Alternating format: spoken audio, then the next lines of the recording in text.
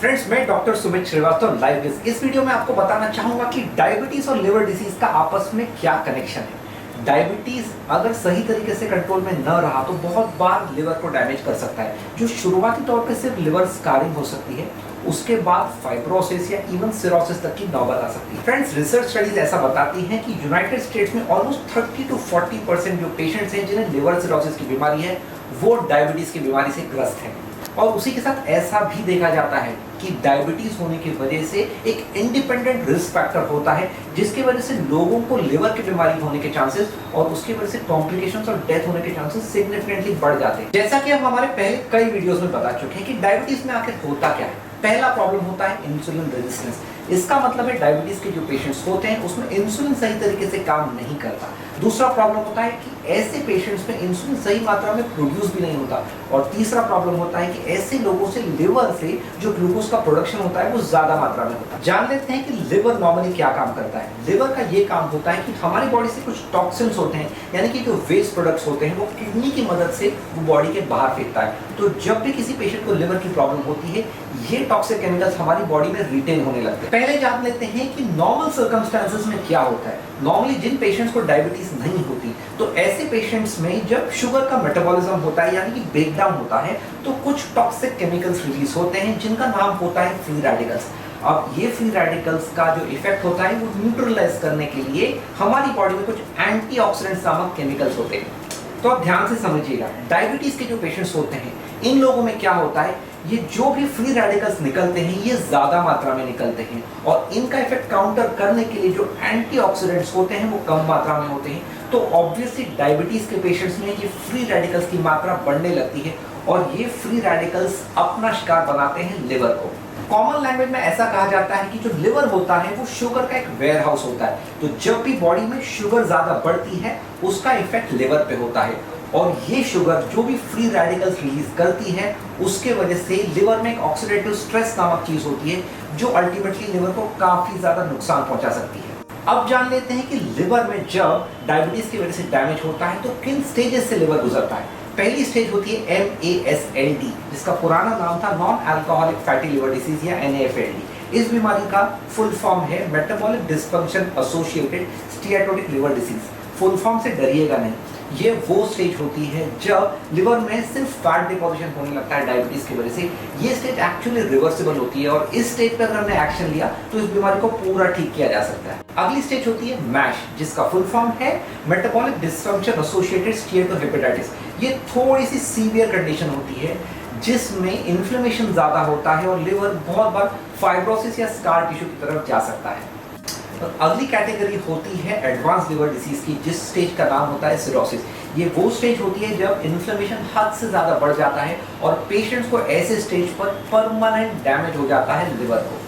एक अगला कॉम्प्लिकेशन जो हो सकता है ऐसे केसेस में उसे कहा जाता है हेपेटोसेलुलर कार्सिनोमा या लिवर कैंसर। रिसर्च ऐसा बताती है कि जिन पेशेंट्स को डायबिटीज होता है ऐसे पेशेंट्स को लिवर कैंसर होने के चांसेस नॉर्मल पेशेंट्स के कंपैरिजन में ऑलमोस्ट 3 गुना ज्यादा होते हैं। वीडियो के इस पार्ट में जानेंगे कि कौन से रिस्क फैक्टर्स होते हैं दोनों बीमारियों के लिए। तो पहला होता है एज मोर देन 45 या 60 के बीच में। दूसरी कैटेगरी है वो पेशेंट जो मोटापे या ओबेसिटी के शिकार होते हैं। तीसरी कैटेगरी होती है वो पेशेंट्स की जो बहुत ज्यादा स्मोकिंग करते हैं। चौथी होती है वो कैटेगरी के पेशेंट जो अल्कोहल कंज्यूम करते हैं। और उसी के साथ जो पेशेंट्स हेपेटाइटिस B या C के शिकार होते हैं और उसी के साथ उन्हें डायबिटीज होता है, तो ये कॉम्बिनेशन बहुत ही ज्यादा डेडली साबित हो सकता है। अब हम बात करेंगे ट्रीटमेंट की। एक बात जान के आप सभी को तकलीफ होगी कि डायबिटीज और लिवर डिसीज दोनों का एक परमानेंट क्योर नहीं है, लेकिन इसमें there is a silver lining कि अगर हम डायबिटीज और लिवर डिसीज दोनों को सही टाइम पे ट्रीट करें तो अगर बीमारी जड़ से खत्म ना हुई तो भी उसके कॉम्प्लिकेशंस को हम काफी हद तक या टू अ ग्रेट एक्सटेंट पूरी हद तक अवॉइड कर सकते हैं। और इसमें एक और चीज का सरोगेट या एडिशनल बेनिफिट मिल जाता है कि जो भी हम चेंजेस हमें लाइफ में अपनाएंगे डायबिटीज और लिवर डिसीज को कंट्रोल में रखने के लिए, वो सभी चीजें हमें आगे की लाइफ में हार्ट की बीमारी, किडनी की बीमारी या ब्लड वेसल्स की बीमारियों से भी बचा सकती है। तो ट्रीटमेंट में लाइफस्टाइल मॉडिफिकेशन में 4 फंडामेंटल चीजें मैं सभी पेशेंट्स को सजेस्ट करता हूँ।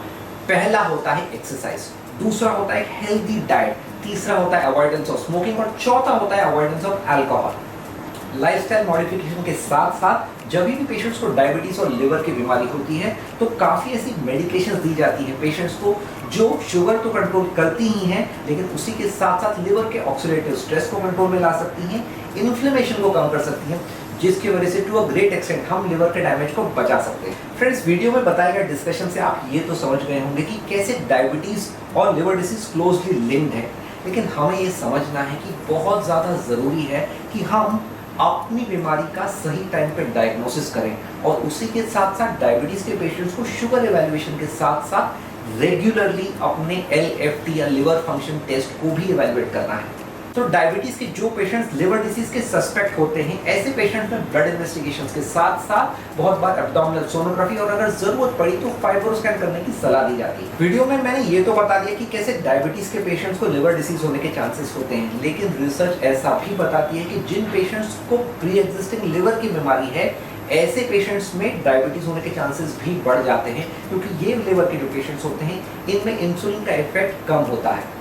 तो फ्रेंड्स, उम्मीद करता हूँ आपको हमारा वीडियो पसंद आया होगा। वीडियो बनाने का एक स्पेशल इंटेंशन है। आज के ज़माने में जैसे हम देख रहे हैं कि डायबिटीज़ और मोटापा दोनों ही एक बहुत बड़े ट्रिगर फैक्टर के रूप में सामने आ रहे हैं जो लिवर को नुकसान पहुंचा सकते हैं। तो बताई गई इन्फॉर्मेशन पे ध्यान दीजिए।